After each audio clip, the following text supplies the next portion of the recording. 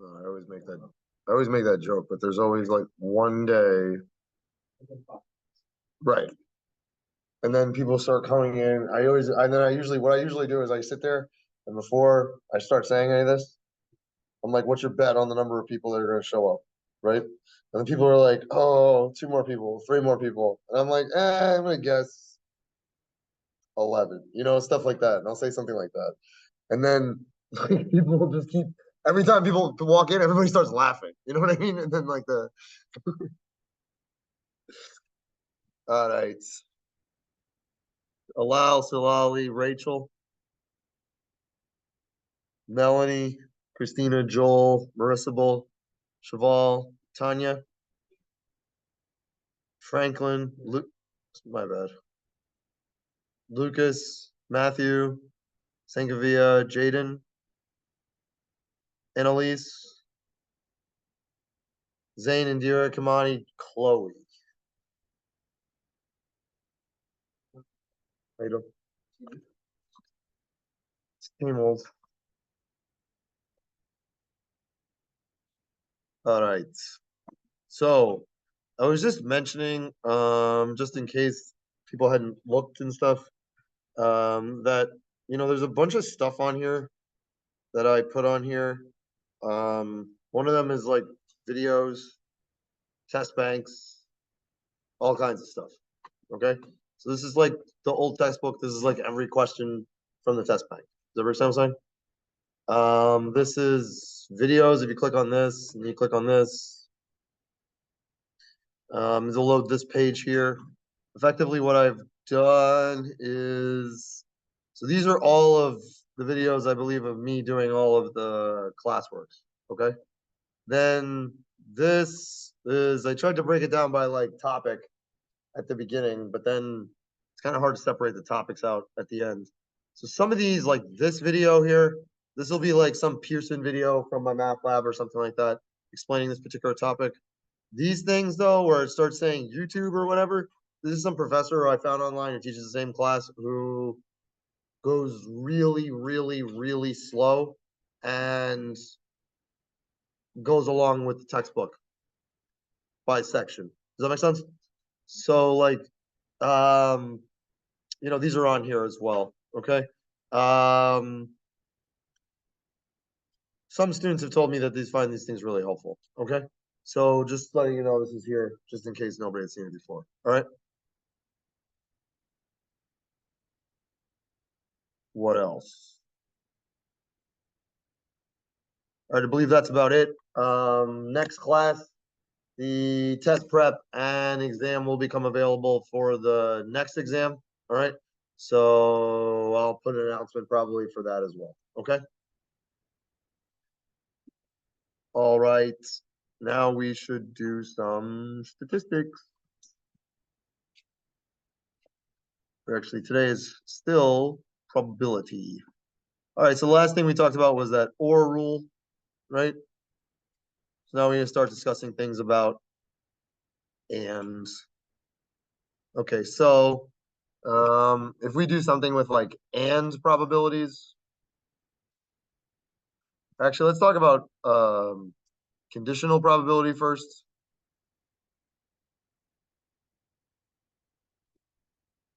Sometimes people sometimes say dependent also. If I start saying P of A given B, so this line means here A given B, or sometimes people would say A such that B. But this is the probability that A occurs given that B has already occurred or must occur. So the probability of A given B. In other words, what's the chances you come to class given you're a girl? What's the chances you come to class given you're a guy, etc.? Does that make sense? But if I start saying given you're a girl, like that means I don't care what the guys are doing whatsoever. Does that make sense? If I start saying given you're a guy, I don't care what the girls are doing whatsoever. Is that correct? that make sense? So sometimes, so this part here, the reason why they call it conditional is we say like on the condition that B occurred.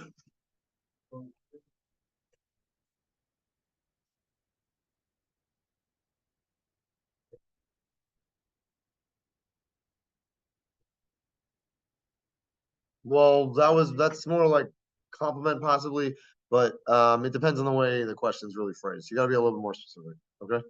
But there's a lot of things I could think that that could mean. Does that make sense what I'm saying? So all right, but the reason why I'm talking about this conditional probability thing is because I want to talk about this stuff, this like using and, right? So and is going to end up meaning multiplication, okay? You should know something like if you tell me that let's say you have like shirts and then like pants here, and if I say you have like three different types of pants, and let's say you have four shirts,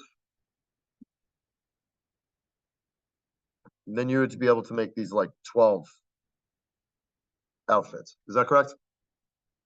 All right. So if this is four and this is three here, right?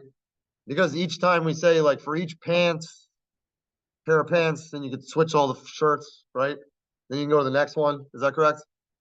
So it's like three sets of four or four sets of three or whatever. Is that correct? Right? But you're multiplying. Is that right? Because you're saying like this and this. Is that correct? Right? Like if the number of ways of this would say like m and the number of ways of this was n, then the number of ways of this here would have to be like m times n. Is that right? Should give you a little bit of an idea of why we would have to multiply because in and when we're doing and in this case, we had to multiply there. Is that correct? All right. So now I just think about it this way. So there's two cases that we have to worry about always. This thing independent and dependent. All right. So we say events A and B are independent if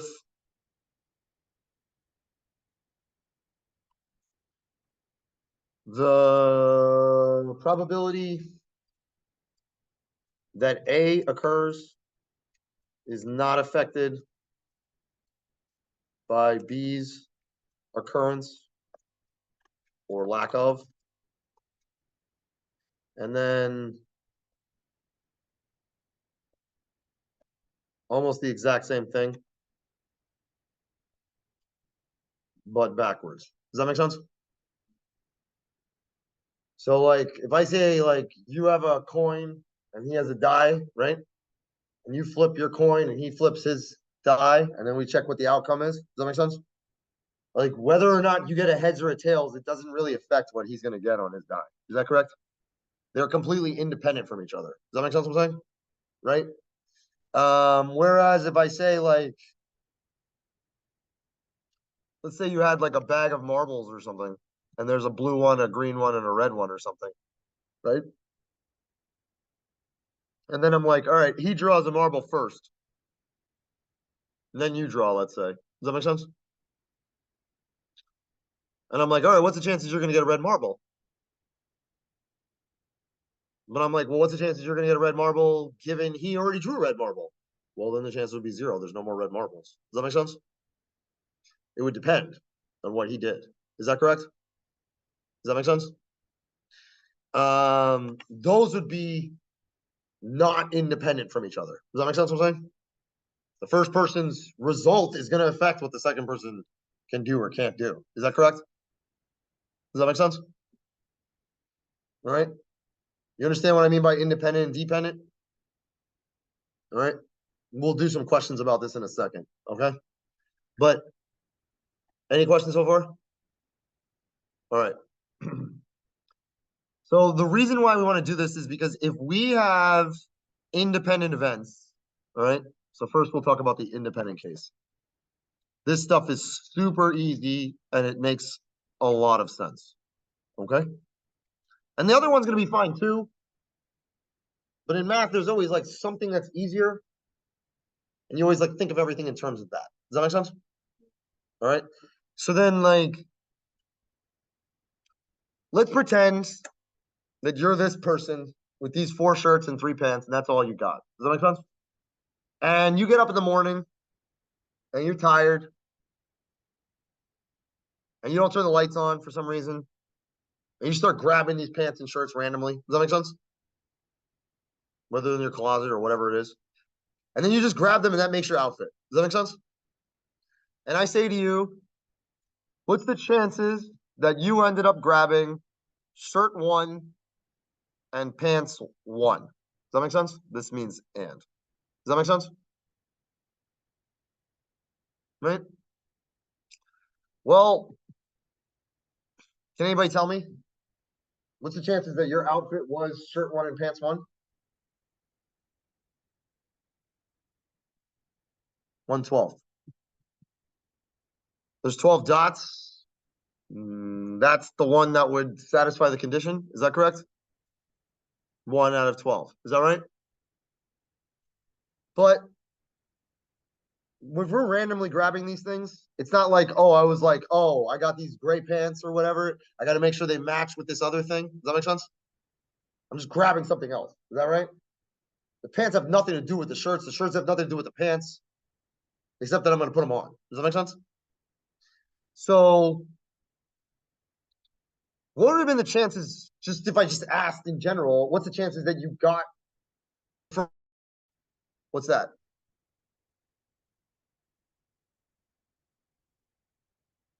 One out of 4. Is that correct? And what's the chances that you would grab the first pair of pants? 1 out of 3. Well, 1 out of 4 times 1 out of 3 is 1 out of 12. Is that correct? Now, the way I really should be explaining this is I should be saying the number of ways that we get S1 and P1 divided by the number of ways in the sample space. The number of ways in the sample space is definitely 4 times 3. Is that correct? The number of ways of S1 and P1 is 1. Does that make sense? But then you should easily be able to say that we could break this into the 2 fractions, so we get 1/4 times 1/3. Does that make sense? This works nicely when the things are independent. Does that make sense? So if I start saying 2 events are independent, which you have to be able to identify if they are, right? But if they say P of A and B, if the 2 events are independent, right? Just like we kind of talked about last time also, there was like disjoint and then not disjoint, right? Disjoint was like easier, you just add them up. Does that make sense? Now when they're independent, that's the nice way. All we end up having to do is take the probability of the first one and then multiply it times the probability of the second one. Does that make sense? They don't have anything to do with each other. What's the chances you get a heads and he gets a 6? 1/2 times 1/6. Does that make sense? 1/12. Does that make sense? Question with this so far? Does it make sense, guys? All right. You need to be able to determine in the problems, though, whether the problem is discussing and or. Does everybody understand what I'm saying? Are they talking about or these 2 things happen? Are they talking about and these 2 things happen? Does that make sense? Or was the formula we talked about last time? That was addition. And is what we're talking about now. This is multiplication. Does that make sense? Questions so far? All right. So now, of course, if I mention these cases here, now we must mention the general case, which means effectively the events could be dependent. Does that make sense? One could be affected by the other one, like we talked about previously with the marbles in the bag. Does that make sense? So now I say the probability of A and B, right? There's going to be 2 ways we can do this, I guess. Either I make A happen first, then B, or I make B happen first, then A. But I need them both to occur. Does that make sense? So then P of A times, now I need B to happen. But the thing is I have to say B given A. Does that make sense? Because if B gets affected by A's occurrence, I need to now check how it was affected. Does that make sense? Does that make sense, guys? And then I guess, or we could write, can somebody tell me what the other way would be then?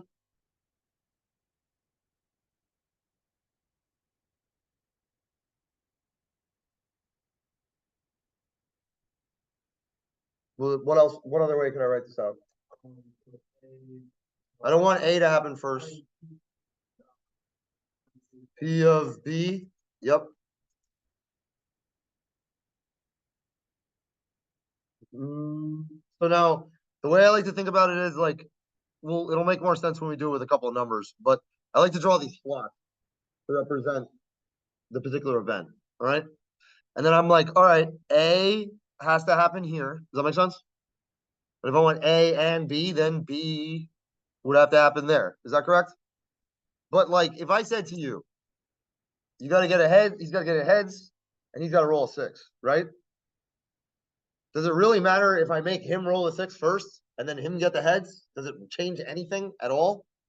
Not, no, because these things are independent from each other. Does that make sense what I'm saying? Right? But if I need A to happen and B to happen, is it really going to make any difference if I make A happen first or B happen first? No, not really. Does that make sense? All right. So P first here, I'm going to make B happen. Does that make sense? But then if B has to happen, what needs to go there? A needs to happen now, right? But then it's going to have to be A given B just happened. Is that correct? Does that make sense? Does that make sense? All right. This is the general rule. You can choose whichever one you want to have, whichever way you want to do it. You could really do this formula like every single time. Does that make sense what I'm saying? All right. But the thing is you need to remember and means multiply. Does that make sense? Does that make sense? Because all this is saying is multiply, really. All right. Okay. All right.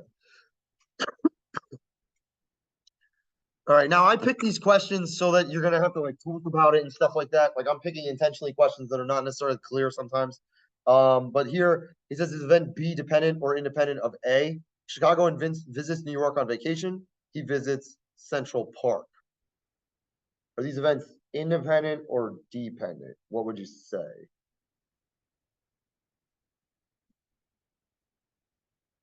Why would you say dependent? If you don't know, if you don't go to New York, you can't go to Central Park. Okay, I think that's what they intended when they were asking the question. The problem is that so I would consider to be the right answer. Does that make sense?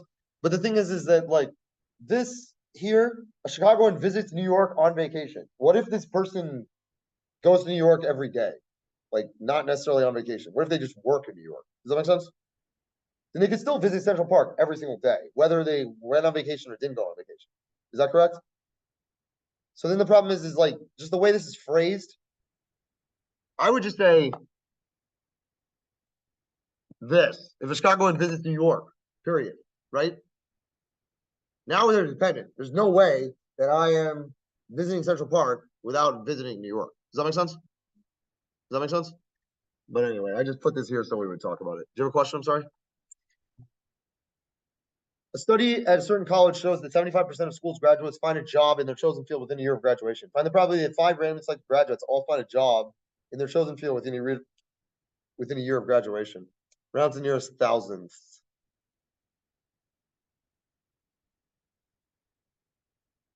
All right. So whenever you do something like this, the first thing you got to start asking yourself is, what are the events that I need to occur? And then the second thing is am I doing and or?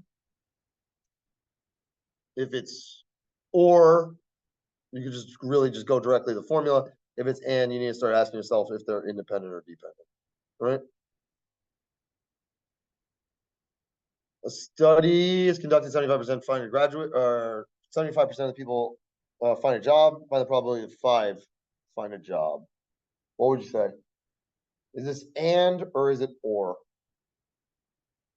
And then if it's and, tell me what the events are. If it's or, tell me what the events are.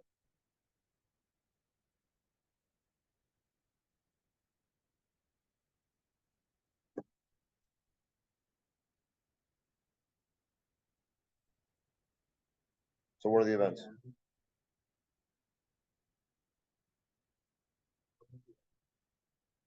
And what? Now you know what the events are. It doesn't matter. You can't tell me what. I can't say if and or is correct until you tell me what you're anding or oring. Does that make sense?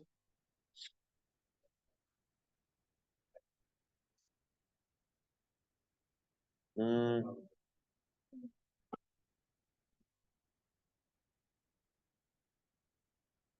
okay. So why is that or? What's or?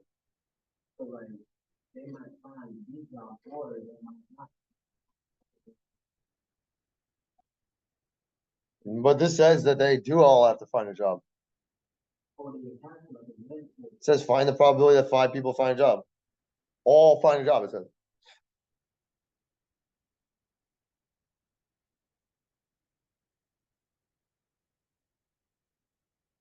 What were you saying?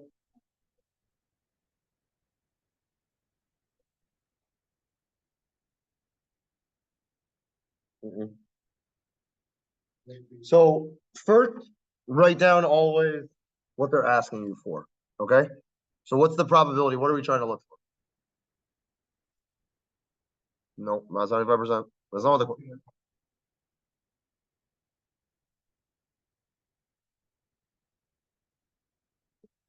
correct. So it's the probability that 5 people find a job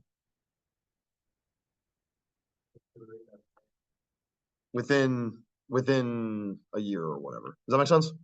Right? 5 people find a job. That's definitely what the question's asking. Is that correct? Right? All right. Now it would be helpful. Sorry, program just died. 1 second. Where are we? I hate it when this happens. This is not even the same worksheet. This is the same worksheet. Good. All right. So probably 5 people find a job. It would be helpful if we could state what this means in terms of something. What does this mean? 75%. Sure. What does it mean in terms of problem? You're just telling me what the number means.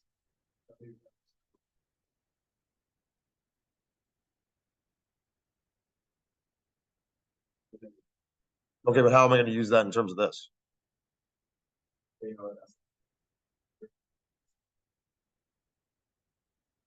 Yeah, okay.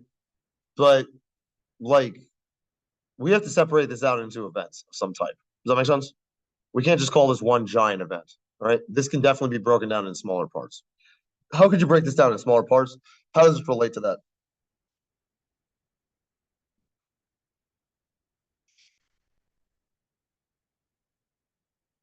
What does this have to do with anything? This is the probability that what? Who's they?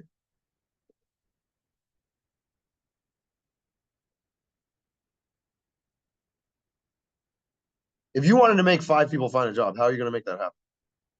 Nobody's even told me still anything about. Still haven't heard anything correct about and or yet, or some event that we need to start using. So how can this be broken down into simpler events? And then when you do break this down in simpler events, how would you be using and or to represent this thing?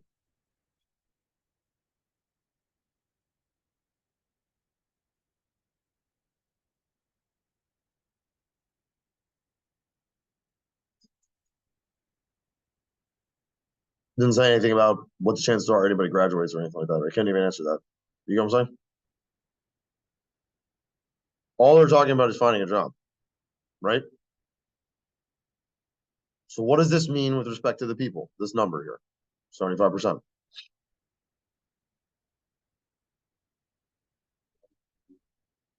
Who?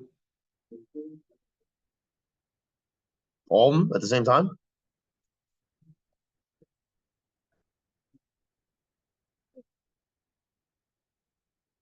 No.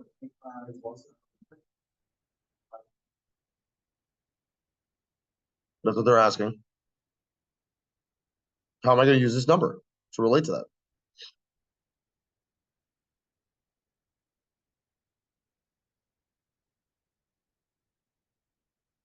How am I going to make 5 people find a job? What has to happen first? You have to graduate, sure, but this graduation thing has nothing to do with this. Like this is we're not really talking about the graduation thing. That's just we're just talking about people finding a job. Does that make sense? And they're giving us some information about how people find a job here. Is that correct? Okay, but like that has nothing to do with the question, right? How about one person has to find a job first, right? Then maybe 2 people have to find a job. Then maybe 3 people have to find a job. Is that correct? Right? But you got to break things down in smaller parts. Does that make sense? Okay. So the thing is this part here is the probability that one person is going to find a job. Does that make sense? Does that make sense? If you randomly grabbed one person, the chances that that person would have found a job is 75%. Is that correct? Assuming there's lots of people and lots of jobs. Does that make sense? Does that make sense, guys? But you have to be able to tell me what the number means. You understand? This is the probability one person finds a job. Does that understand? All right. This, I've already told you how we can break this down, but what events can we write? There's got to be a few of them that we write that are going to describe this happening in terms of and or, though. We need to say something in terms of and or. So is there a bunch of events where this one or this one or this one or this one needs to happen? Or this one and this one and this one and this one and this one have to happen? And then what are the events? Person. So to me, it's fairly simple to say that there's like these 5 things that are happening here, like job, job, job, job, job, whatever, right? And usually you're going to be able to represent the problem somehow like this. But then the question is this and or is this or? It's and because all of them have to find a job. I even said it before. The first person has to find a job, and the second person has to find a job, and the third person has to find a job. Does that make sense? All right. So this is really saying like job on the first one, and job on the second one, and job on the third one, and job on the fourth one, and job on the fifth one. Is that correct? Whenever you do and, what is the thing I said we have to ask ourselves? What are the events or what?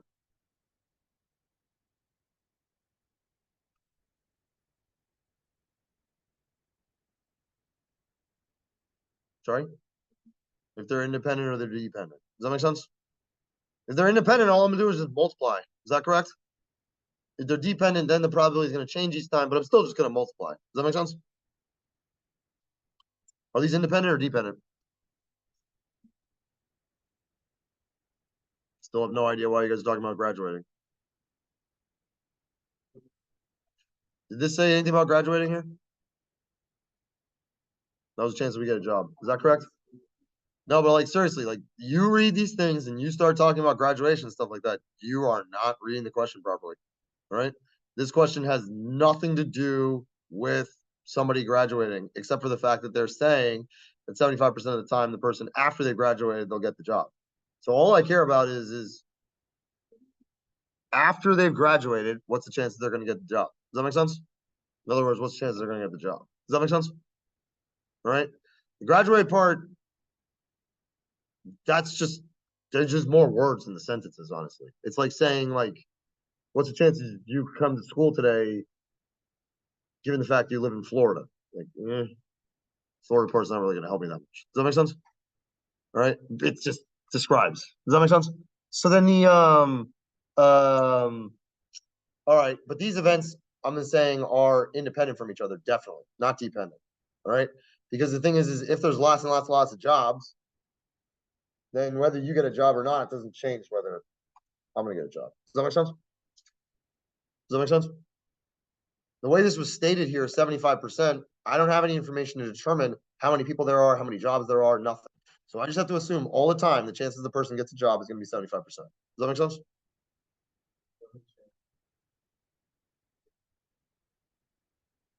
That would be dependent, right? Does that make sense? It would depend on. Now, the problem is I have no information to describe that dependency. And in addition to that, they've said 75% here like this, like unequivocally. Does that make sense? So it's just the way it is now. Does that make sense? It's not. It's independent, I said. Because this is what I just said. That these people don't have anything to do with each other. There's lots of jobs. So whether you get a job or not, it's not going to affect whether I get a job. Does that make sense? If there's like a billion jobs and then you got a job, it's like, how is that going to change my chances of getting a job? Does that make sense? Well, the chances the first person gets a job versus the chances the second person gets a job. That's what that means. Does that make sense? All right. But you have to ask yourself that question when you're calculating it, right? Sometimes it would affect each other, sometimes it wouldn't, right? Does that make sense? But in this case, we're going to have to assume it doesn't. Does that make sense? There's no other way to answer the question. Does that make sense? All right. So then, if they told me how many people there are, I could do it. If they told me how many graduates there are, we could do it the other way. All right. But they haven't. Does that make sense? All right. So then all I'm going to do is, and then this is the reason why I start making these stupid slots here. Sounds like it's dumb, but effectively, these slots are just sort of skipping me writing out all of the actual math.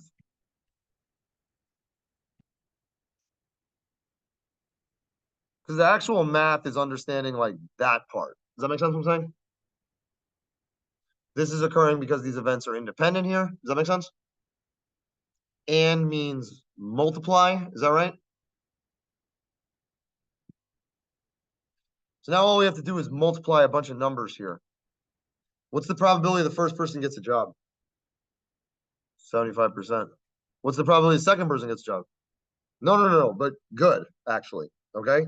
Like the fact that you're saying that right now, no, I'm sincere. Like you're the fact that you're saying it's 75% and you're immediately saying that the next one's gonna be 75% also means that means you actually understand. Okay. Because this thing, you would be surprised how often, no matter how much I explain this is not the simplest thing. Okay. So like the that's actually good. Okay. So like anyway, we get this. Does that make sense? All right. But the point just is like if you can just ask yourself each time, is the probability going to change or is it going to remain the same? That's all we really need. Does that make sense? Does that make sense? We'll just keep doing more examples of these things. All right. But this topic is not the easiest topic. Does everybody understand what I'm saying? All right. But if you practice, I'm telling you, this is the thing that probably will help you the most later, believe it or not. All right. So we get this number here, 0.2375 or 23.73%. Does everybody see that? Does that make sense, guys?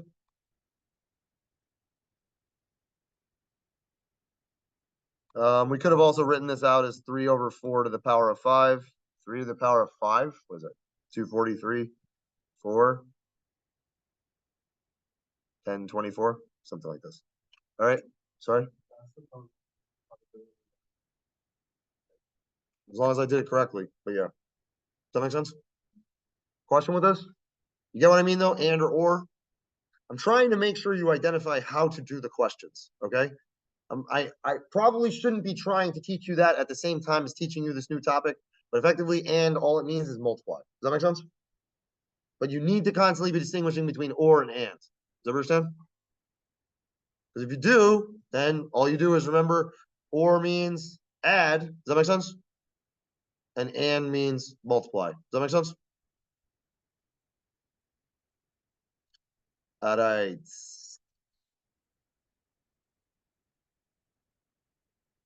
Any questions on anything so far? Anybody? By the way, I sincerely believe that when I learned this stuff when I was a kid, this helped me learn fractions. Does that ever sound saying? This is how they taught it to me, honestly, most of it.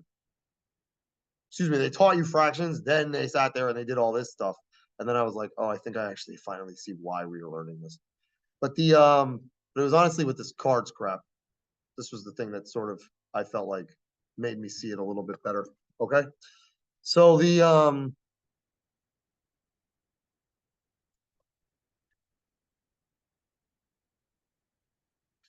all right, there are some questions that occasionally come up. What'd you do with my picture, bro? Oh, there it is. I don't like that other picture. SVG? What the heck does that mean? I feel like I should know what that means. Standard visual, no idea. All right. You gotta know some things about cards, okay? But not much. All right. Very, very, very basic things. What do you have to know about cards? There's 13 clubs, 13 diamonds, 13 hearts, 13 spades, because there's 52 total. Does that make sense? All right. These guys are black. These guys are red. Does everybody see that? The red ones are the diamonds and hearts. The black ones are the clubs and the spades. These things over here are called face cards. Sort of an easy way to remember all this is like this is 1, 2, 3, 4, 5, 10, whatever. And this is sort of like 11, 12, and 13. Does that make sense? All right. And that's it. That's all anybody needs to know. Does that make sense? All right. But like little stupid things like this to me started like I don't know, it always helps for some reason. If I start saying like what's the chances that you randomly were to get a club, right? We could say it's like what, 13 out of 52. There's 13 of these clubs out of 52 total. Is that right? But you could also simplify this fraction. 13 actually goes into 52 4 times. And then another way you could say it is since there's the same amount in each suit, right? I could have just been like 1 out of 4. Is that correct? Does that make sense? I'm just saying, like, this is what I mean by it helps with fractions. Does that make sense? All right. Because it's better if you have a picture in your head. Does that make sense? You go with me? All right. All right. You're dealt 2 cards successively without replacement. All right. Next thing that they always get excited about. Without replacement and then with replacement. What does this crap mean?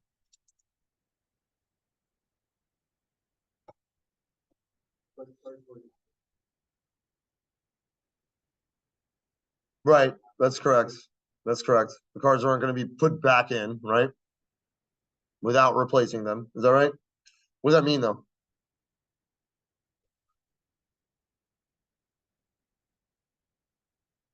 That's correct. Very good. All right. So without replacement, all I really mean is that this is going to be, but very, very good. All right. That this is dependent. Does that make sense? And this is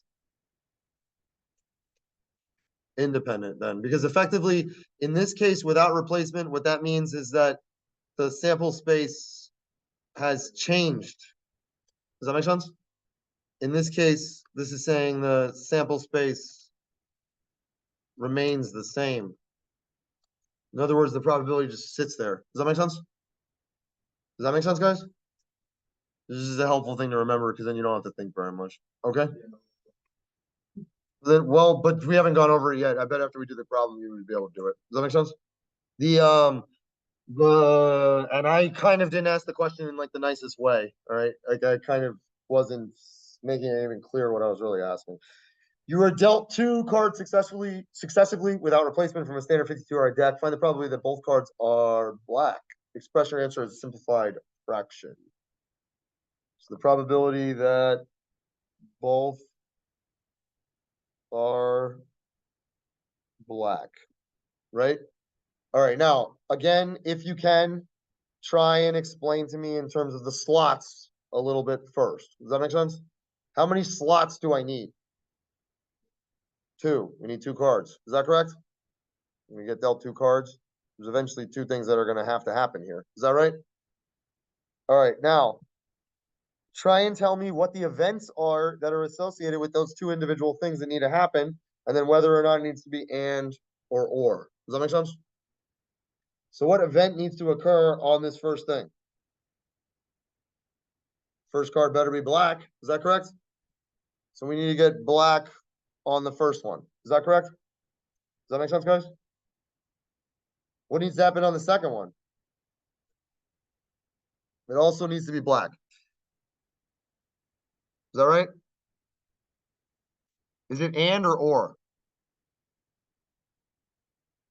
Why is it not or? It's not saying like, oh, get black on this one or get black on this one. Is that correct? They both got to be black. So then this is and. Now the only thing is before we actually whatever. I'm being stupid. Let's just leave it just like that. Does that make sense? All right. Now, in general, always, it doesn't matter. All right. When this says A and this says B and it says and, there's sort of like 2 slots here, right? 2 things are going to multiply. Does that make sense? I want A to happen, then I want B to happen given A happened. I want A to happen, then I want B to happen given that I just said A happened, or the other way around. Does that make sense? Does that make sense? So then I just really, a lot of times, will just jump to these final 2 slots and not write any of this stuff. Does that make sense? You got to know if it's and or, and if you get confused, the only way to think about it is go back through this stuff. Does that make sense? You do it a couple times, you'll tell me you don't need to. You can just jump to the slots. Does that make sense? All right, what do I put in the damn slots, though? Because I still don't know the answer. What do I put for the first one?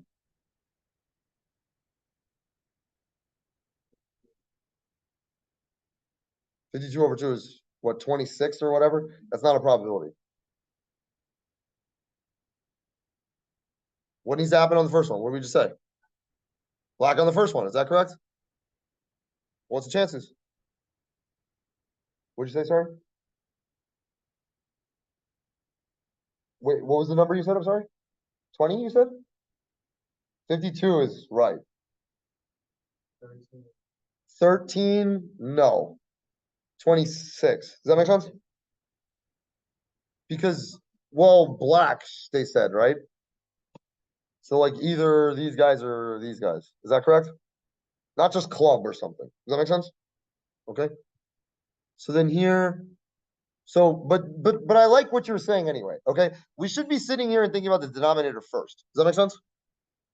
Always think of the total first. We said that before. Is that correct? Out of that total, how many of those things are favorable to black? 26. Is that right? Now, I wouldn't write 26 out of 52 here. I would just write 1 out of 2. Does that make sense? Does that make sense? Half are black, half are red. The chances I get black. Is that right? 26 out of 52 is going to help us a little bit for the next one, though. All right. So what is the probability now that you get another black card, right? Because this really is just like black on the first one. And now they're saying black on the second one, given the fact we got black on the first one.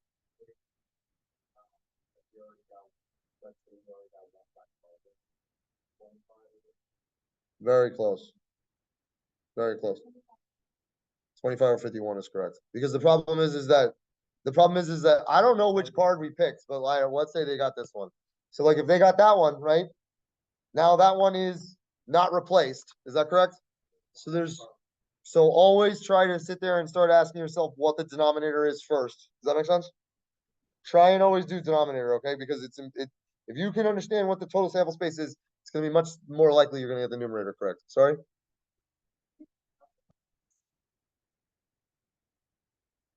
Well, I mean, I'm only drawing. Okay, so the first card happens, right? First card happens. I could pick any 26 cards out of 52. Does that make sense? I pick one of those. Let's say it was this one, because it doesn't really matter. Without loss of generality, let's just say it's the first one. Does that make sense? Then now that one's not able to be selected anymore. So there's only 51 cards to select from, and then there's 25 favorable. Is that correct? Then this simplifies to 1/2, but I could have really said that right from the beginning. Is that correct? Then we just multiply the fractions. You get 25 over 102. Does that make sense? Multiply top, multiply bottom. Does that make sense? Question? Question?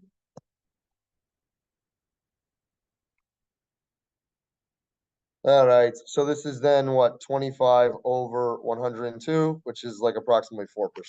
So this is excuse me, I'm sorry, 24%. 24.51%. Does everybody see that? Which should make sense to you a little bit. It's like a quarter, half of a half, right? It's not exactly that though, because it's a little off because it's dependent. What's the probability that four randomly selected people all have different birthdays? This one's a little bit more annoying. Not that hard, but a little bit more annoying. All right. Let's just assume there's 365 days in a year. It's not going to make that much difference, but not really because of February 29th. Does that make sense? So there's like people usually say it's 365.25 days. Then that doesn't work because you can have a quarter of a day, right? So like anyway, there's a lot of weird things that happen when you have to start doing math with days. Like in banking, I remember sometimes you have to sit there and say that there's 30 days in a month, even though there's not. They just assume there's 30 sometimes. So like there's all these day counting conventions and ways you have to do stuff. So what's the probability that four randomly selected people all have different birthdays? All right, let's try and think of slots first. How many slots? For sure there's four. Is that correct?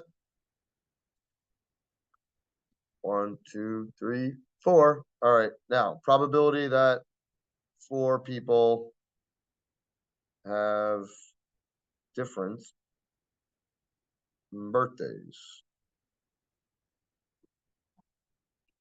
Right? It's a little annoying to write this out in terms of the ands and ors and all that stuff. I'll do it if you want me to. All right. It should be fairly obvious something is and here. Does that make sense? First person needs to have a birthday. It's different. The second one is different and different. The second one and different. Third one, whatever. Right? Not or. Does that make sense? So it's definitely something we're going to multiply here. What has to be true about the first person?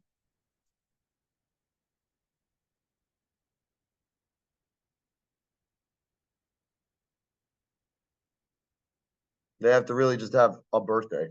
They have to just be born because there's no one to match with them yet. Does that make sense? Does that make sense?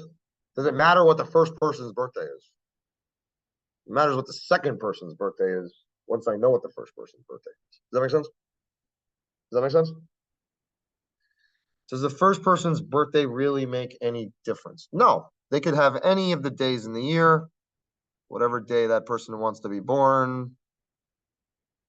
They're all fine. Does that make sense? Does that make sense? The second person, though, what's the chances they have a different birthday?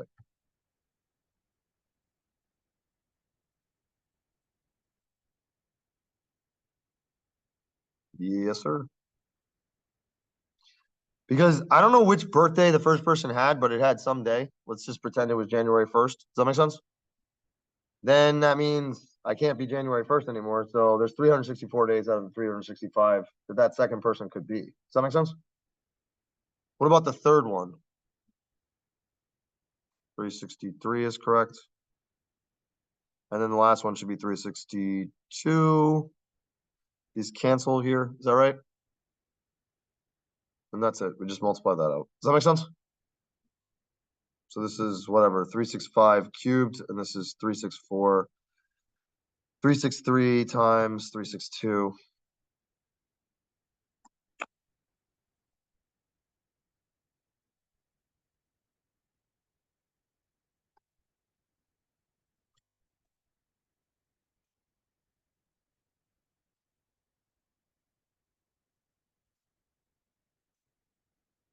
Then we have to take that and divide by 365 cubed, right?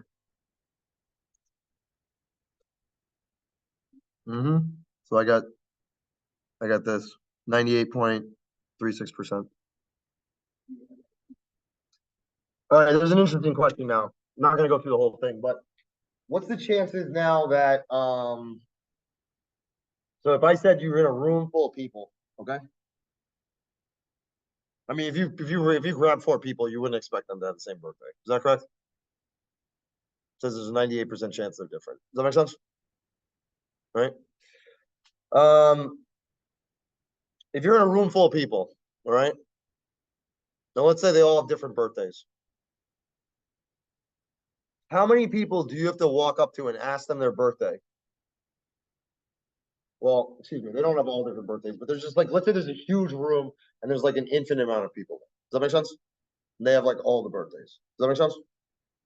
All right. And then you walk up to these people and you start asking them one by one. You're like, yo, what's your birthday? Yo, what's your birthday? You just keep asking. Does that make sense? But let's just assume that each person you ask has a different birthday than the last one. Does that make sense? At the beginning, it would be very likely that that would happen. Does that make sense? How many people do you need to ask before there's a greater than 50% chance that out of those people you've asked so far, they're going to match up with you? What would you guess? So in other words, I want to say, oh, I need to ask all 365 people. I need to ask whatever, right? How many people do you need to ask before you can tell me that I've asked this many people, however many it is, right? That there would be a greater than 50% chance that there would have been a match with your birthday.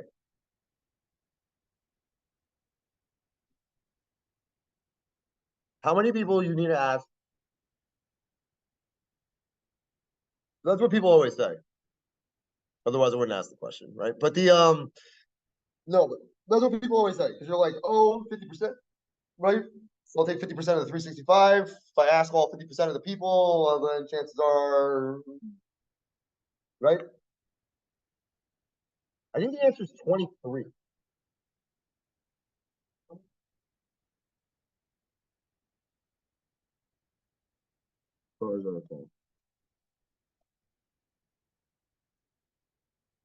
My memory is fading, evidently, because I cannot recall. 23. I was right. All right, whatever. So then anyway, this thing is called the birthday problem. Sometimes it's also this thing I was referring to is referred to as the birthday paradox. It refers to the counterintuitive fact that only 23 people are needed to exceed the probability of 50%. Okay. But the point I'm trying to make with this is like you don't guess when you're doing probability, you calculate it. Does that make sense? All right. Because of these things that exist, that there are all these counterintuitive results. Does that make sense? You just use the rules. That's it. Does that understand what I'm saying? And, or, that's it. Does that make sense? All right. But there are some neat results that you wouldn't expect. Anyway, this thing wouldn't have a name if it was obvious. Does that make sense? All right. It's not that hard to calculate, to be honest. We're going to be able to do it if we want to in here. No, this result is not obvious. Does that make sense? All right. But the reason why it happens is that because I'm only saying what's the chances that there's a 50% chance that we're going to match. Not saying that there's going to be a large chance that there's going to match. Your guys are really thinking about what's the chances that we're definitely going to match. That's really what you're thinking about in your head. Does that make sense? Because like if you get to 200, it's almost like you're almost guaranteed a match. Does that make sense? All right, that's really what you're thinking about. All right. All right, we good with this one? This one, I think you guys did pretty good on that one, actually.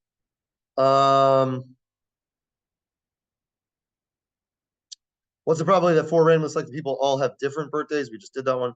Of 10 results, at least one of them has high blood pressure, right? The complement of this result. Remember what complement means? Not that. What would not this mean? This, if I say at least one of them has high blood pressure and you're like, no, that's not true. What does it mean?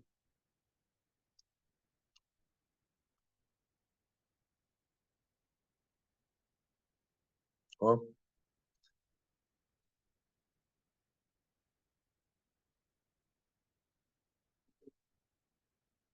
drug test. What? This says high blood pressure. I say at least one of them has high blood pressure. I'm like, no, that's not true. And you start telling me that's bad, that these people don't have high blood pressure. You crazy, bro. A drug test. Anyway, so like the no, I'm just messing. All right, so but no, this is there's a thing here that we have to understand. People are always like, oh, I'm good at English. I'm good at English. I can't do the math. All right, tell me the English. Show you how much you hate English. Also, this says at least one of them has high blood pressure. It says, tell me the complement of this. Tell me in words what the complement word of this would be. That none of them have high blood pressure is correct.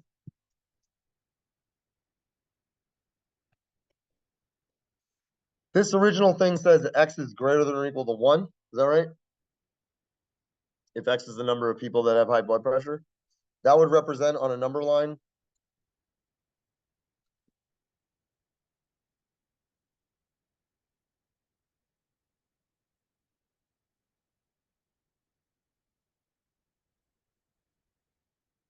like these dots. Is that correct? Well, not that would be that. Is that right? If I say that you don't have at least one person that has high blood pressure, that means you have no people that have high blood pressure. Is that correct? Complement means not. You should have done that in your homework. So then the this and we talked about last time. The this here, not this. I said what's not this, so you didn't even need to know what complement means. Does that make sense? So not this. If I say to you, I also said like if I say to you at least one of them has high blood pressure and someone says no, that's not true, right? Then what does it mean, right? Then none of the people would have high blood pressure. Is that correct? All right. An unprepared student makes random guesses for a 10-question true false quiz. Find the probability there is at least one correct answer.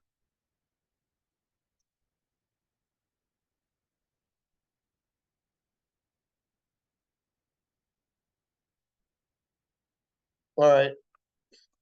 They want us to use something. The reason why I put this thing before here is this is the first question where we're going to see where maybe there's a different way we have to calculate something. All right. Does anybody know what I'm talking about here?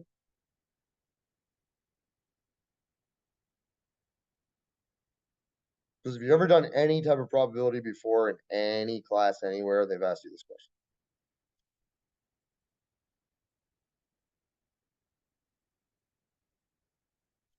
Why is this like a little bit more annoying? The way this question is being asked. What's the issue? That to me makes it easier. That's not a bad thing. That means the chances I get it right is like 50%. Is that correct? On one question, right? What does this mean though? Like, how am I going to break this down in smaller events? Because I can't, like, this is too much to think about at the same time. Does that make sense? What are the smaller events then?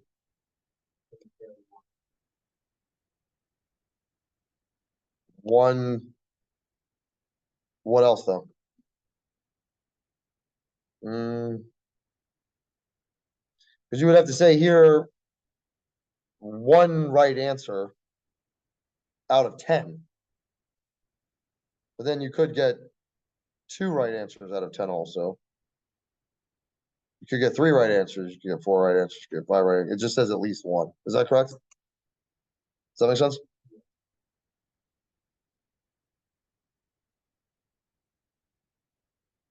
So what you have to say is that it could be um, one correct, two correct, three correct, blah blah blah blah, all the way up until 10 correct. Is that right? Should it be or and? Would you say? Or is correct. Does that make sense? If you want to get at least one, you could get one right, or you could get two right, or you can get three right. Not and. You can't even say what like if I say one right and two right, it doesn't even make any sense. You understand what I'm saying? You can't get both only one right and two right at the same time, right?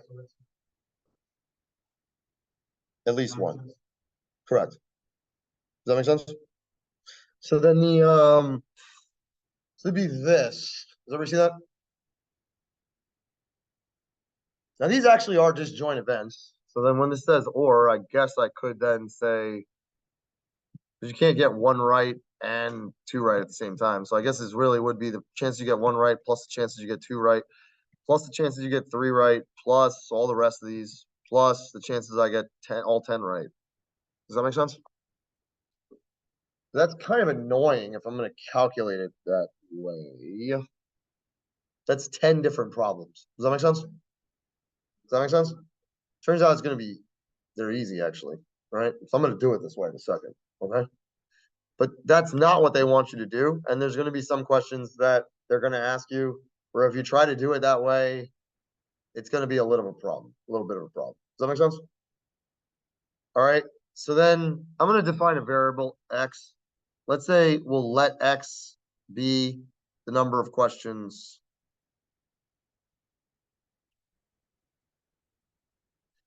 answered correctly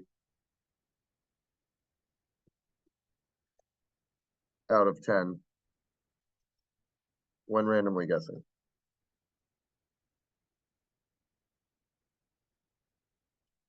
Does that make sense?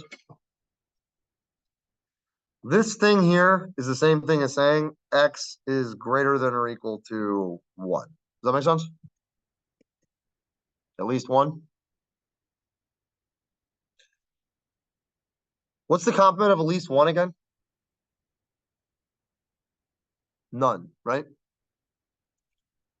Well, what we said last time was that if we have the complement, it's always 1 minus the original probability. Is that right? What's the chances you don't hit the baseball? It's the chances you do hit the baseball taken away from 1. Is that correct? Right? Not. No, it means not that. Does that make sense? Not cancel. Not that happening. What's the chances that doesn't happen? That's all.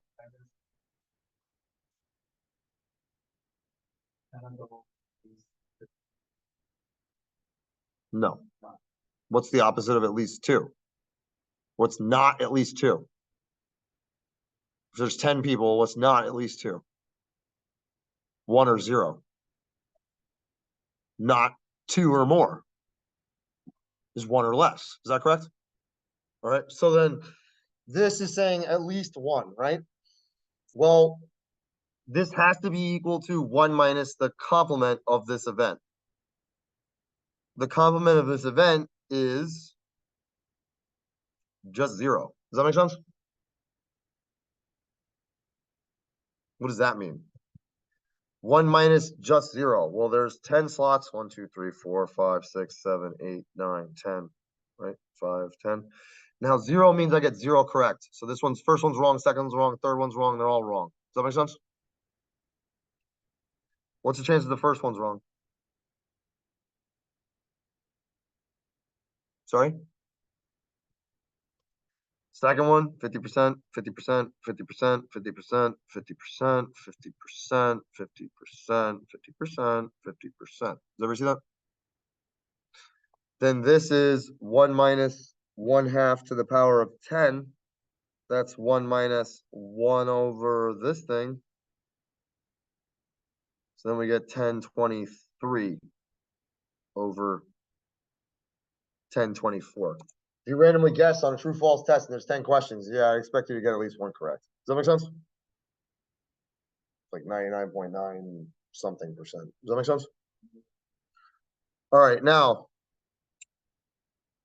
this is what they want you to do. Why? Because this event here, the complement, whoops, this complement event here, why it just changed now. This complement event, freaking program. I think this means I got to restart my computer. I don't know why, but like when you use Zoom and you do this other stuff at the same time, it doesn't like it. All right, this complement is much, much, much simpler than this original event. This original event, there's like 10 different things that I needed to do to describe this. This other way, there's only one thing I needed to do. Does that make sense? Does that make sense? All right, now if I want to do it the other way here, we can do that too, I believe.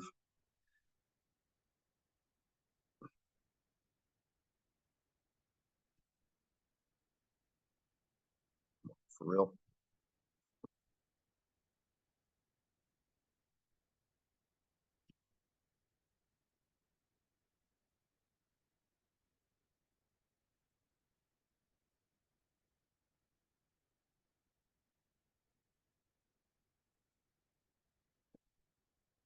All right.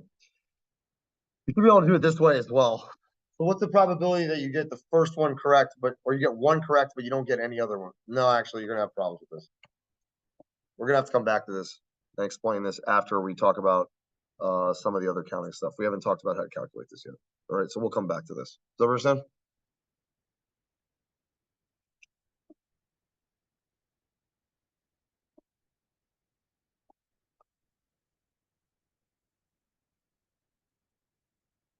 The probability that Lewis will pass his statistics test is 0.83. Find the probability he's going to fail his test. What's the answer?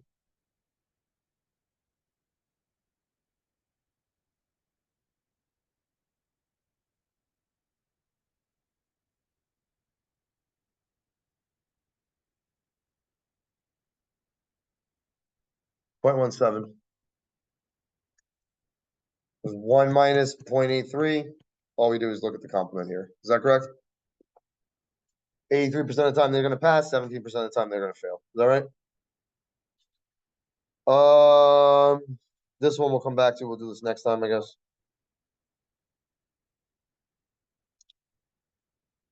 So the probability of correctly answering the first two questions on a multiple choice test is random guesses are made, and each has 3 possible answers.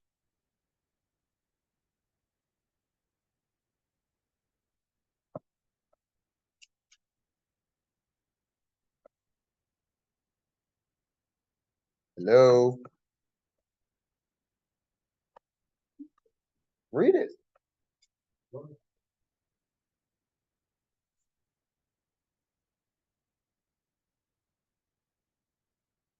0.17.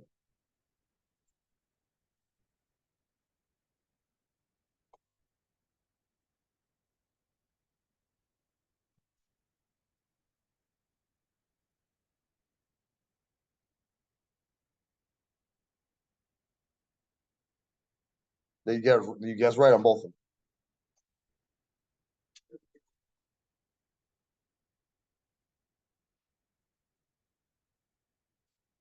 Nobody knows the answer to this? Point run repeating is correct. So then the thing is there's 2 slots here. What's the chances you guess right on the first one? 1/3. There's 3 answers, A, B, or C. It's got to be one of them. Is that right? So then it's going to be 1 out of 9, which is the same thing as what he said. Point run repeating is correct. Does that make sense? 11.11%, something like that. Does that make sense? Find the probability of 2 random selected people all have the same birthday. Ignore leap years. There's 2 people. There's 2 slots. What's the answer?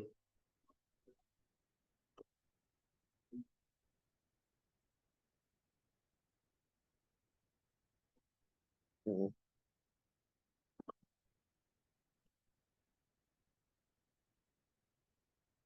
Mhm. That means you're being both born on January 1st, on some day that we've selected. Does that make sense what I'm saying? All right. We can use that to answer the question, but that's what that means. No. Because 364 over 365 is saying we didn't match. That's what we did the other time. What has to be true about the first person? Do it in order. What has to be true about the first person? They have to be born. What's the chance that the next person now matches the first person? 1 out of 365 is correct. So why wouldn't it be 1 out of 365 for both? So the thing is if you're saying that this first person is 1 out of 365, you're telling me they need to be born on one day out of the 365 days in the year. In other words, you're telling me they need to be born on July 6th. that make sense? This is saying they need to be born on any day of the year. Another way I can explain it though is I can explain it in terms of or, right? So find the probability that two people have the same birthday. Well, that means I guess they could be both born on January 1, or they could both be born on January 2, or they could both be born on January 3, or etc. Or December 31st. Does that make sense? What's the chances they're both? This is both though. Both born here, both born here, both born here, both born here. Does that make sense what I'm saying? So that means I have to do the chances now that they're both born on January 1, plus the chances they're both born on January 2, plus the chances they're both born on January 3, plus the rest of all of these, plus the chances they're both born on December 31st. Is that correct? What's the chances they're both born on January 1st, where there's two slots? What's the chance the first person's born on January 1st? 1 out of 365. What's the chance the second person's born on January 1st? 1 out of 365. What's the chance they're both born on January 2nd? 1 out of 365, 1 out of 365 still. Does that make sense? These are all going to be the same. There's 365 of these things. Therefore, the answer needs to be 365 times 1 out of 365 times 1 out of 365. Or these cancel and we get the same answer as we just got. Does that make sense? Does that make sense? All right. When I get confused, I always have to do stuff like this. Does that make sense? Does that make sense, guys? But hopefully this is helpful because it's relating together or and. We're using both of them here. Does that make sense? I feel like that helps to learn it. Does that make sense? Question so far? But I really wouldn't do it that way. I would just say that this one's going to be 1. Nothing really has to happen there. The second one has to match though. So it's 1 out of 365. Is that correct? Does that make sense, guys? Table below, smoking habits, whatever. If two different people are randomly selected from the 898, find the probability they're both heavy smokers. All right, now there's something that people do with this question that really pisses me off because it's dumb. All right. But we're going to talk about what that is, obviously. All right. But I need to make sure that one part's clear. Okay. But I almost want someone to make the mistake so we can talk about it. Does that understand what I'm saying? And I wouldn't be bringing it up if it didn't happen all the time. Does that understand? All right. But they want to do what's the probability that they're going to be both heavy smokers? All right. Can somebody help me? What does that mean?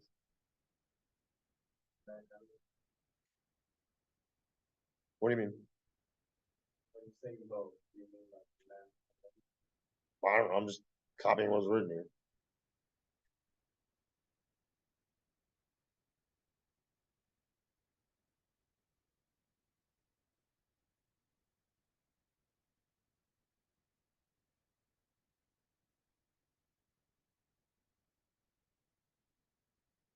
Yep. So the thing is there needs to be a heavy smoker on the first person, and there needs to be a heavy smoker on the second one. Does that make sense? So all I should really think about is really just 2 slots.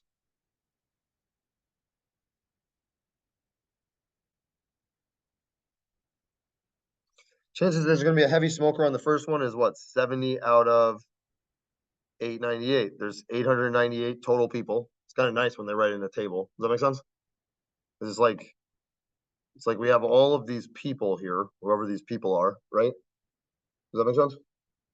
And then how many of them are going to be heavy smokers? Does that make sense? So it's like 70 out of 898 if I grab the first person. All right, now this is the part where people start talking about it to me and confusing themselves a little bit. And this is the part that I need to make sure that you're going to read it correctly and say it. All right. Some people start telling me that this second one should be 70 out of 898 also. Now, honestly, I understand. It's 69 out of 897. Okay. But the thing is this question, like answering whether or not it's one of these two right here, this is actually an easy question. All right. But it has to do with reading. And that's the problem. That's why I say it's a dumb thing. Okay. It's not the math part anymore. Does that understand what I'm saying? This now, you have to read the question and you have to notice that they specifically stated different people here. Does everybody see that? That one word is the only thing that tells me. Does that make sense? Does that make sense? All right. Now, if someone said if two people were randomly selected, I would assume they're picking different people anyway. It's logical to assume that. Does that make sense? Sometimes they don't tell you when it's supposed to be obvious. You know what I mean? Like if they say there's like 800 people in a room and you pick two people to serve them dinner or something like that, you're not gonna pick the same person twice. Does that make sense? Does that make sense? What I'm saying? All I'm trying to say is sometimes they're not gonna tell you straight up, and you have to infer it from the problem. Does that make sense? What I'm saying? But if I say there's like 898 people and I'm gonna grab two of them, I would assume you're picking two different people, not the same person twice, right? Oh, there's a raffle and there's an award or something, and I want to say, what's the chances that I give this award to the girls in the room? And there's 898 people, and some of them are girls or whatever. Does that make sense? Right? I'm not gonna pick the same girl twice. Does that make sense? They don't have to tell you that. You know what I mean by that? All right, so just be careful with that. Does that make sense? In this case, they explicitly stated different, so I have no choice. All right. Does that make sense, guys? So all I have to do is multiply these two numbers on the top, multiply the two numbers on the bottom, and just I would just do the whole thing on my calculator. Does that make sense? If anybody's any question on how to do that, just let me know. But all right. And don't forget again, you do need the other calculator. This is the last chapter where you will be able to do anything without the other calculator. Does everybody understand what I'm saying? All right. The next chapter, everything. I'm not even gonna start. I'm gonna stop like writing stuff down. I'm just gonna be like, this is how you do it on the calculator. This is how you do it on the calculator. Does that make sense? All right, because I want you to do it on the calculator. Does that make sense? Easier. All right, so here's another one of these probably complement things because it says at least one finds a job. So find the probability that at least one finds a job. Well, that's going to be one minus the probability that none find a job. This is like, let's say j is greater than or equal to 1, then this would be like j equals 0. Does that make sense?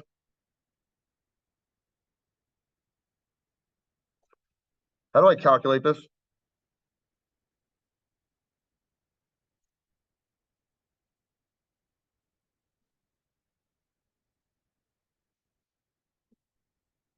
Well, I already wrote out what the complement is. But what do I need to write here?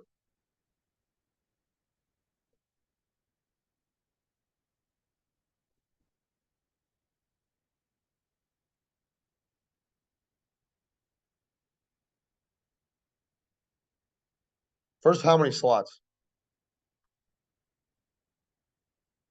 5 is correct.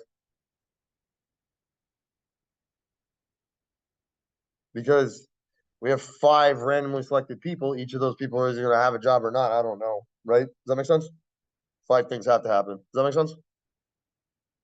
Now, this is the event I have here. What do I write here to represent that event? Does that make sense? So this says none find a job. Is that correct? I mean, so my point is these questions are not necessarily the easiest ones. All right. First, you have to realize you have to use complement, right? Then you have to actually use complement correctly. Does that make sense? All right. None find a job. So what happens? What has to happen on the first person?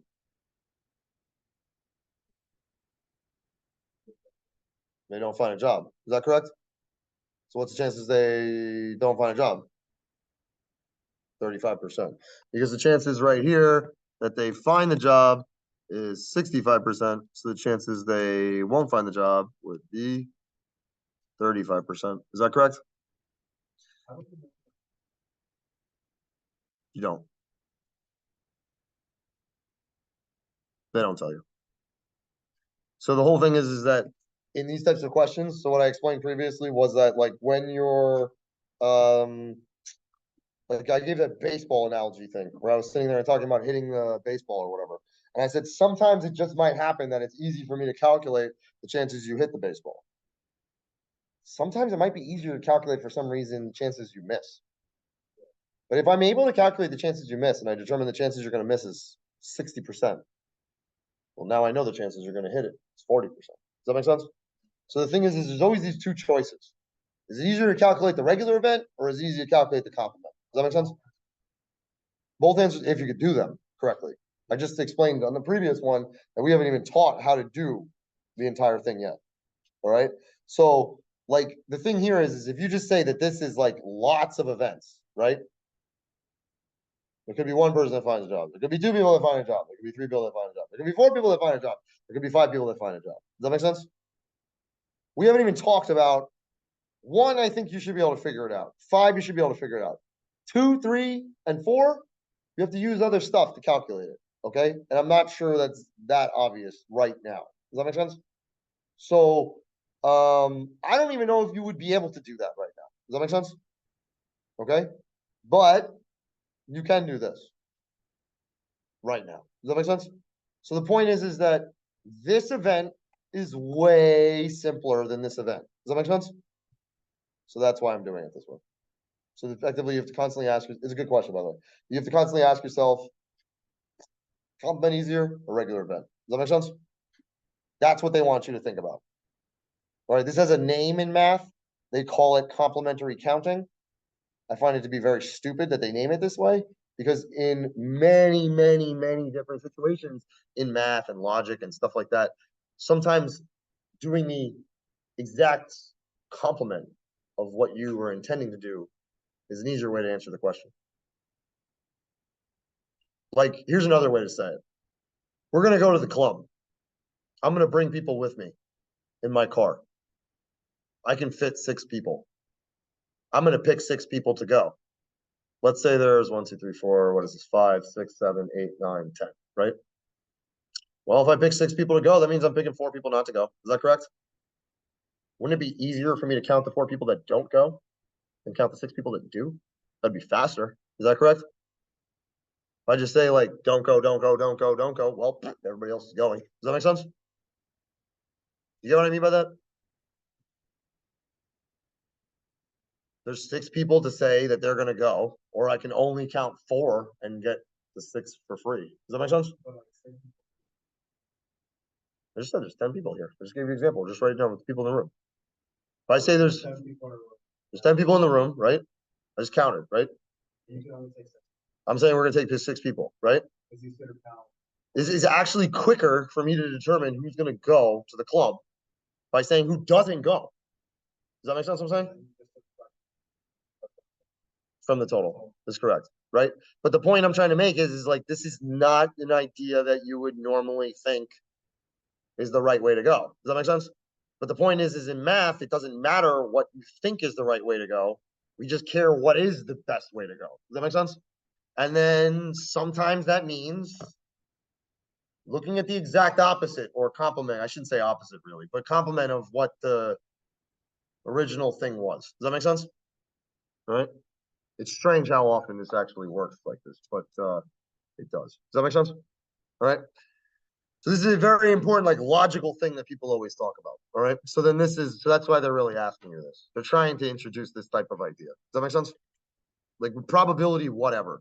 It's the fact that that you can even do this. Does that make sense? Accomplish something by not doing it. Does that make sense what I'm saying? So then this 0.35 to the power of 5 or whatever is this number. Take the opposite of this, add that to 1, and we get whatever this is. 99.47 approximately.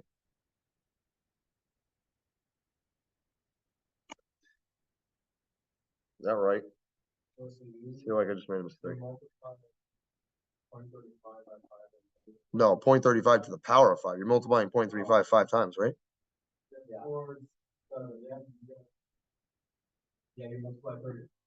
Yeah, I was right. Okay. 0.35 5 times, take it away from 1. Now the thing is though that like take it away from 1, right? 1 minus this, right? So then this 65% of the time the person finds a job, right? Now we start saying, what's the chances that at least one person in 5 finds a job? It ends up being 99.47% of the time. Does everybody see that? Does that make sense, guys? Because it could be 1, it could be 2, it could be 3, it could be 4, or it could be 5. Does that make sense? Right? But you get what I mean, that like this is not the stuff to guess on. Does everybody understand what I'm saying? Does everybody understand? You get what I mean? Like you can't guess on this crap. It doesn't work. Okay? Does everybody understand? I don't care how slow you have to go. It doesn't matter. Do it nice and slow. You'll get a higher grade than guessing. Does everybody understand what I'm saying? All right. So the find the indicated probability expression answer is simplified fraction unless otherwise noted. The table below describes the smoking habits. Oh, I wanted to mention something else. All right. There's some people who, I should say this on camera. There's some people who either got a lower score than they wanted to get on the first exam, or actually didn't take the first exam for a number of reasons. All right. So first of all, if anyone ever provides me documentation stating that according to the handbook that there's a reason why they weren't able to take the exam, right? I have to give you a makeup exam. There's no choice. Does that understand what I'm saying? All right. The thing is though, is that the way that I generally have the class set up and stuff is that you do need to pass the final at the end. Does that understand what I'm saying? All right. And I'm probably going to make everybody do the final in class here. Does that understand? All right. I think we mentioned that. So really, like you come in here and you pass the final that day. I'm going to curve it also. I told you that as well, right? You pass the final that day. I'm going to try and come up with a way for you to pass the class if you weren't passing before. Does that make sense? Does that understand what I'm saying? All right. But if you get an A on the first test and then you start flunking the exams throughout the rest of the time, I can't do nothing with that. Does that make sense? Does that make sense? So my point with this is that the first exam score is not going to matter that much. Does that understand what I'm saying? If you do better on the rest of them. Does that make sense? Does that make sense what I'm saying? Your grades go up, then I'm going to calculate something that's going to make sure it notices that. Does that make sense? I'm not going to tell you exactly right now what that is necessarily, but trust me. Does that make sense what I'm saying? I'll be more specific as we start going through the semester. Does that understand? All right. Well, because there's nothing I can do. There's nothing I can do then.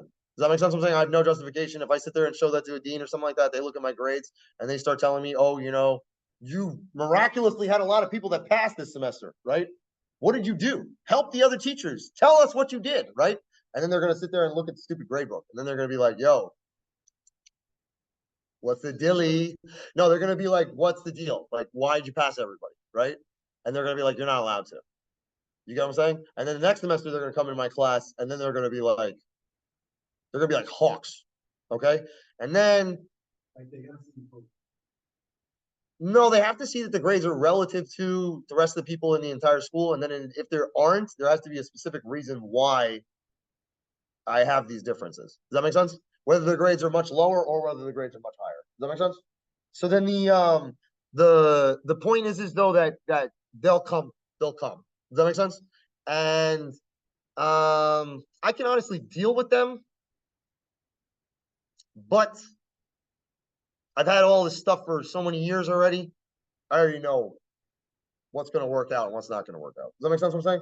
So like I didn't start teaching last semester like you said. Anyway, so like the I see you. I still got you. All right. So then no, but my point is that I'm going to be looking at these things. Okay. So what I will do instead, all right, for your first exam score, okay, is I'm going to include some stuff from the first exam on the second exam. Does that understand what I'm saying?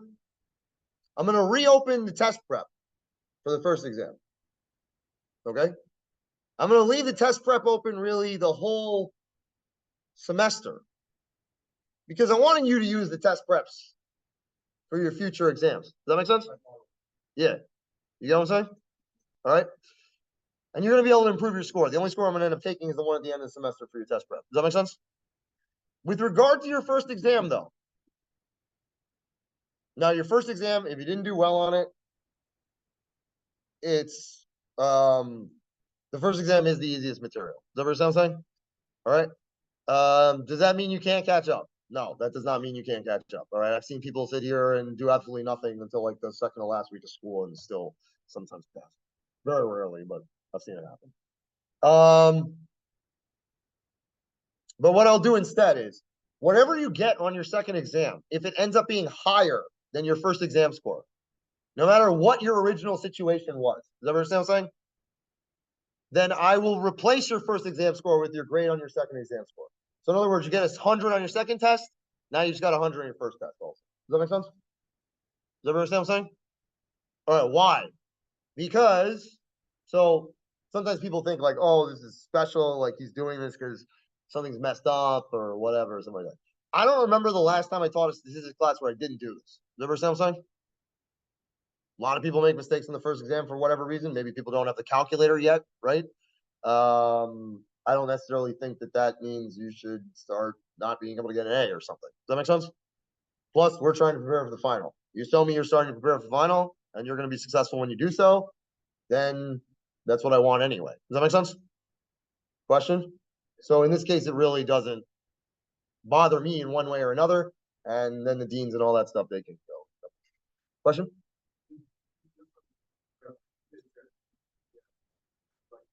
Usually three, actually. 3:30, something like that. I don't really remember what my time is. I'm supposed to be here today. I got here at 2:30, but I don't know what time I'm supposed to be. I think it's 3:30, but it's either 3 or 3:30. So for sure with that 3:30. Yeah, every day. Yeah, I sit here like an idiot. You hear like a schmuck just saying. I'm not gonna go and sit here and do the test prep with you. I'll do the homework assignments with you and stuff like that. But if you ever have a question, no, like the first test.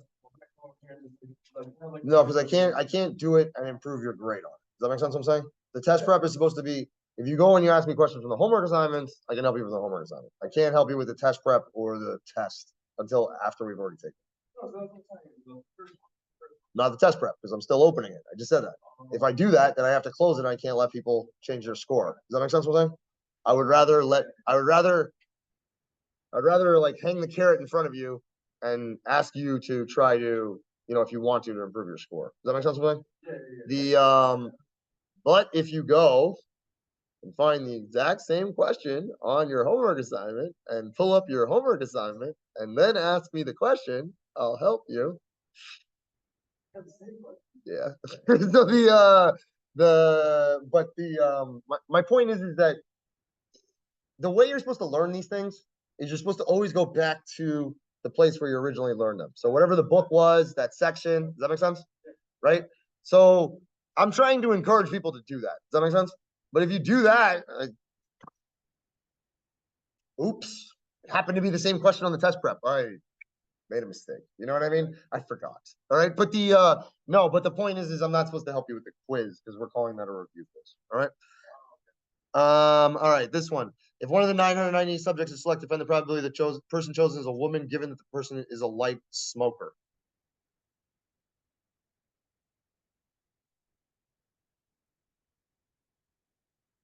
This is saying the probability that there is a woman, given it's a light smoker. What'd you say? 70 out of what?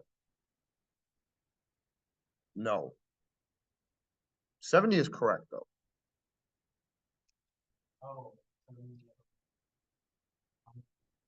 Good. When they start saying given light smokers, then what this means is I call this a reduced sample space. Good. Correct. So the thing is instead of dealing with this green portion here, whoops, they said given that's a light smoker. Was that correct? Well, no. Given it's a light smoker, what's the chance it's a woman? Does that make sense? Right? You get what I'm saying? So given you're a light smoker, that means I'm only in this yellow part. So I want to say what the 70 is out of the total yellow portion, or 70 out of 60 plus 70, or 70 out of 130. Does that make sense? Does that make sense? Given.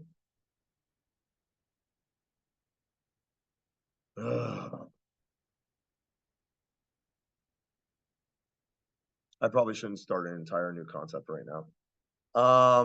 All right, so the